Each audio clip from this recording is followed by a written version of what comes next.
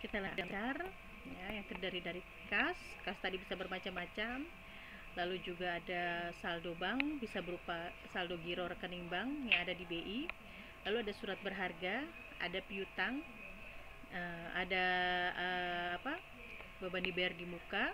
Nah, kalau persediaan di sini kita berbicaranya secara perusahaan dagang atau perusahaan manufaktur.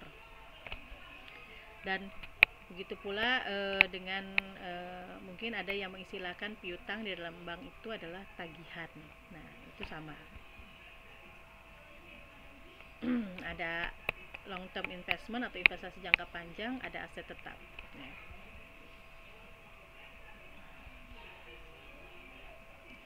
Lalu ada pula kelompok kewajiban, ada current liabilities atau kewajiban lancar, ada kewajiban jangka panjang, dan kewajiban lain-lain.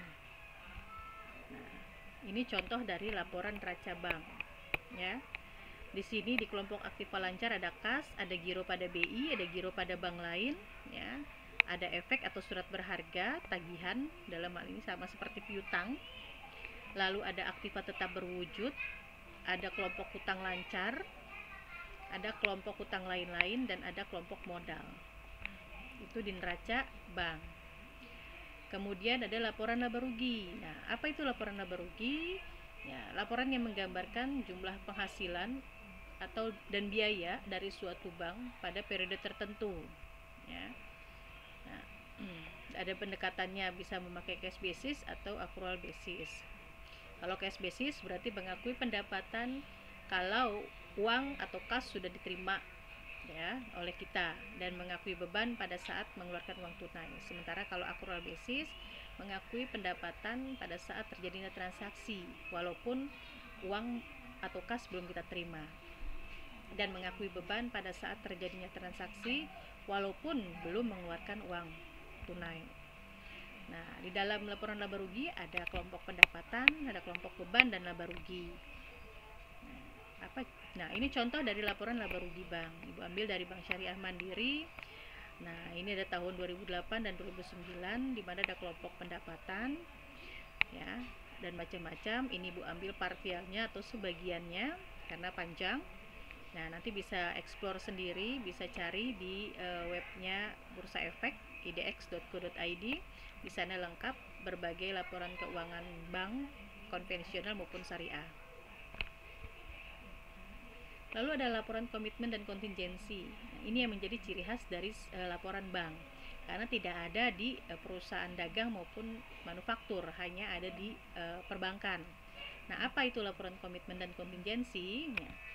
Komitmen dan kontingensi ini merupakan transaksi yang belum mengubah posisi aktiva dan pasiva pada tanggal laporan, karena masih ada persyaratan yang harus disepakati oleh nasabah. Jika sudah terpenuhi, sudah selesai persyaratan itu, nah maka kewajiban dan kontingensi ini baru dapat diakui dalam laporan ya. Nah, nanti kita akan bahas di bab beberapa nanti mengenai komitmen secara khusus, begitu pula kontingensi. Ini hanya secara singkat saja Ibu jelaskan apa itu komitmen. Nah, itu berupa seperti kita tahu secara harfiah, komitmen itu adalah janji. Berarti di sini diartikan bahwa janji yang tidak dapat dibatalkan secara sepihak dan harus dilaksanakan apabila persyaratan yang disepakati bersama telah dipenuhi ya. Jadi ada macam-macam jenis komitmen dalam transaksi perbankan. Ada fasilitas pinjaman yang diterima, ada fasilitas yang diberikan. Nah, keduanya ini punya persyaratan ya. Nah, dan keduanya ini pun tidak dapat dibatalkan secara sepihak baik bank maupun nasabah. Nah, jadi harus dipenuhi oleh kedua belah pihak jika persyaratannya sudah disepakati. Ya, nanti akan lebih spesifik di bab berikutnya. Lalu kontingensi itu adalah tagihan ya, yang timbul tergantung pada jadi atau tidaknya peristiwa di masa yang akan datang. Misalnya mengenai garansi bank. Apa itu garansi bank? Itu jaminan yang diberikan oleh bank ya, yang mengakibatkan kepada pembayaran kepada pihak ketiga atau pada pihak yang menerima jaminan apabila pihak yang dijamin bank itu wan prestasi. Nah, ini pun ada bahasan khususnya. ya di bab selanjutnya mengenai garansi bank. LC pun sama, ada bab khususnya. Apa itu LC? Mungkin sudah belajar di dasar operasional bank, ya sudah dibahas bahwa LC, pengertian LC itu apa, macam-macam LC itu apa saja, ya.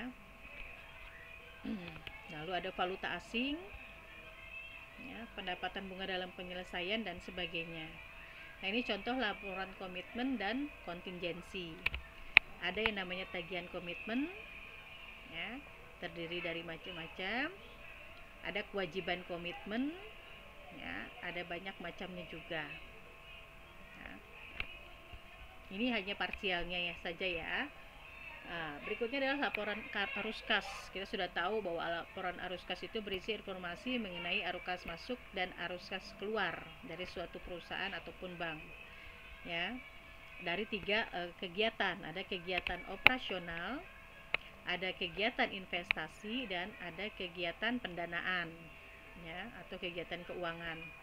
Nah, ini juga sudah dipelajari di dalam pengantar akuntansi 1 di semester awal, bagaimana cara menyusun laporan arus kas. Ini contoh dari laporan arus kas bank.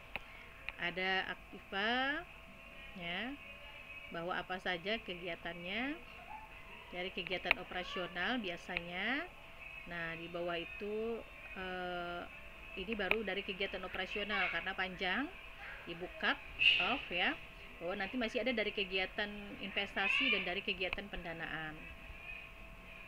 Yang terakhir adalah catatan atas laporan keuangan. Nah, apa itu CALK? Catatan atas laporan keuangan adalah catatan informasi tambahan yang menjelaskan 4 laporan keuangan lainnya, yaitu neraca, laba rugi,